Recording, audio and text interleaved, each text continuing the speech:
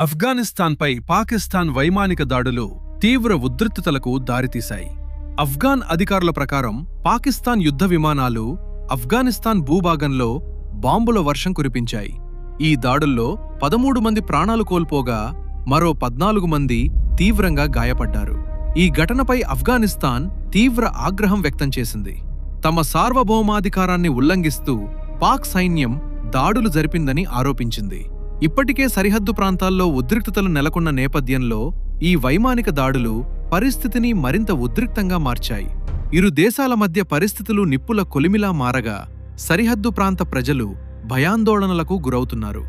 ఈ పరిణామాలపై అంతర్జాతీయ సమాజం కూడా ఆందోళన వ్యక్తం చేస్తోంది. పాక్ ఆఫ్ఘాన్ సరిహద్దులో పరిస్థితి ఎటు దారితీస్తుందో చూడాలి.